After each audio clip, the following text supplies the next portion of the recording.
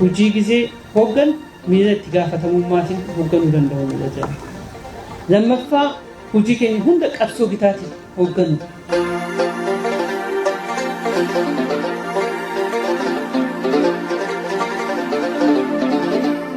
Akka ciminaatti kuma sadee kana keessatti kan qabnu hoggansi sadarkaan jiru karoorri hixataa ta'us karooraan hogganamu jalqabuun isaa baay'ee abdachiisa.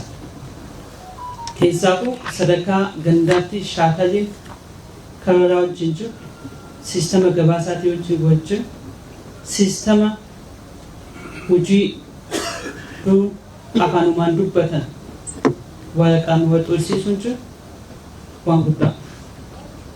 Galmoottan guguddoo akka qonnaatti afran qabnu akka hawaasummaatti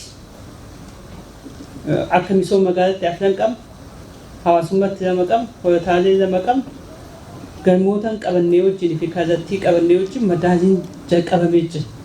Gisee hedduu daataa jirra kunnee jijjiirama uummataatiin haa madaaluu jennaan akkas jennaan. Sun amma gaggeessaa tokko keessatti instituushinii tokko keessatti miidiyaa akkasii uumamuu jalqabee jira. Waan qabatamaan dubbii ilaaluu madaaluu kun cimina guddaadha.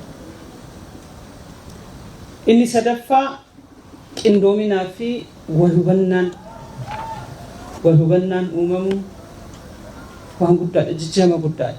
Maaliif hojiis tolcha, hojiis barreessa, hojiis gufachiisa, hojiis milkeessa waan ta'eef kana guddaadha. Waan guddaadha. Inni kaan sirriitti hoggansi keenya inisheetifootan jiran haala jiru, tajaajila jiru, yaaliin jalqabbiin jira milkeessuuf hojiin hojjetamaa jiru. Hundummaanuu dubbiin gatee fi yaaliin sochiin beekaaninsi barbaadamu jiraachuu baatus yaaliin jira. Haala beektanis yaa hoogganuu baatteen nagaan bobbaanee nagaan hin galu. Dinagdee keenya nagaan hin socho'u. Namni haala beekee waa hooggannan nageenyinis istaandii isaatti hidhe. Kanaaf dubbii kana akkasitti ilaaluun gaariidha kan jedhu kan hin qabu. Caasaa gandaa ijaaruu fi hojii keessa galchuu keessattis dinagdee hoogganuu keessattis cimina mataa isaa danda'e qaba kan hin haalamne faaktii jiru. Kanaaf maan qabna kan jedhu gizeen kana cimina kana kaasu waan hunda fixanne wani nama dubbadhe kun hundi qaawwan qabu miti. Aanaan tokko ganda tokko gizee dhayitu galii 100% buusaa gonafa 100% inisheetii magaalaa achi gabbuusee kooridaa gabbuusee waan addaa kan bakkee hojjetamee jiru. Sadarkaa aanatti sanuma seektarii tokko hojii isaa beekee galmoota isaa beekee sirriitti hojjetee kan amma konfidansiin dubbatu jira.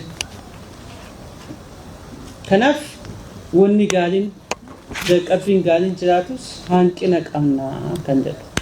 Kun mana kana keessatti maaltu nu mudate? Hanqina maal qabna kan jedhu. Potenshaala ofii wazaaluuti. Qonna gubbattis, kaastar magaalaa gubbattis, dinagdee gubbattis potenshaala ofii wazaalu. Isiniif garaa wanni naan dubbachaa jiru. Risoorsii qabnu wazaaluu tunu bira jira. Potenshaala jechuun sirnaan itti fayyadamuu dadhabuutu nu bira jira. Rakkoo fi qormaatiiwwan chaalenjiiwwan hedduudha kan nu dura jiru. Qormaatiiwwan hedduu si qunnamuu danda'a. Gaggeessaa yoo taate immoo qormaatiiwwan jiranis rakkoo jiranis gama caalaatti jijjiirachuun xaafaan isaa akka keetti jira. Nama rakkoof jibbibbatu qormaataaf jibbibbatu taanaan wanta kan injifachuu hin dandeessu. Hojii kee hojjechaa chaalenjii jiru cabsaa akka hooggansaatti rakkoolee jiru gama caalaatti jijjiiraa hojii kee injifachuu qabda malee jibbifachuu hin qabdu kan jedhu. Kan inni haasuu hojii keenya hunda injifachuuf xiiqiidhaan hojjechuu qabna kan jedhu kan hin qabu. Hojii keenya hunda qulqullinaan baay'inaan aaditiidhaan hojjechuu danda'u nu jajaata. Hojii hojjennu hunda itti fufinsaan kan jedhamu kana sirriitti yoo laatan gaariidha kan jedhu kan hin qabu.